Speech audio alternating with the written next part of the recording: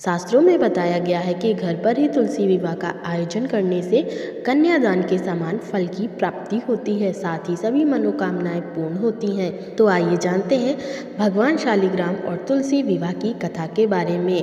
शिव पुराण में बताया गया है कि भगवान शिव के क्रोध से एक दैत्य जिसका नाम जलंधर था, उसका जन्म हुआ। जलंधर का विवाह वृंदा नाम की कन्या से हुआ, जो बहुत पतिव्रता स्त्री थी। जलंधर को यह वरदान प्राप्त था कि वह तब तक नहीं मर सकता जब तक उसकी पत्नी का सतीत्व नष्ट नहीं हो जाता। इस वरदान के अहंकार में जलंधर ने चारों तरफ हाहाकार मचा दिया, साथ ही उसने स्वर्गलोक को भी जीत लिया। इस अहम में एक दिन उसने कैलाश पर्वत पर भगवान शिव का वध करने का प्रयास किया, लेकिन वह सफल नहीं हो पाया। उसके पास वृंदा के सतीत्व की शक्ति होने के कारण भगवान शिव भी उसे पराजित ना कर पाए। तब सभी देवता भगवान विष्णु के पास उस दैत्य को पराजित करने के लिए विनती लेकर पहुँचे।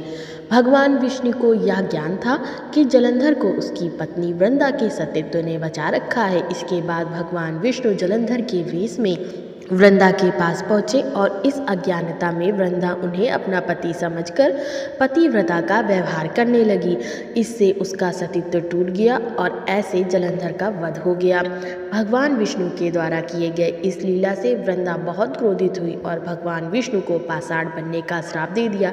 इसके बाद भगवान विष्णु पत्थर के रूप में बन गए। इसके बाद सृष्टि का संतुलन बिगड़ने लगा। सभी देवतागण वृंदा के पास पहुँचे और उनसे भगवान विष्णु को श्राप मुक्त करने की विनती की। तब वृंदा ने उन्हें श्राप मुक्त कर दिया और स्वयं आत्मदाह कर लिया। तब वृंदा के भस्म से तुलसी का पौधा उगाया। भगवान विष्णु वृंदा के सतीत्व से इतने प्रसन्न हुए कि उन्होंने शालिग्राम रूप ले लिया। श्री हरि ने घोषणा की कि तुलसी के बिना मैं प्रसाद को ग्रहण नहीं करूंगा। मेरा विवाह शालिग्राम रूप से तुलसी के साथ होगा। कालांतर में इस स्थिति को लोग तुलसी विवाह के नाम से जानेंगे। कहते हैं कि जो शालिग्राम और तुलसी विवाह कराता है उसको वैवाहिक जीवन खुशियों से भर जाता है, साथ ही उसे कन्यादान करने के समान पुण्य मिलता है। जय श्री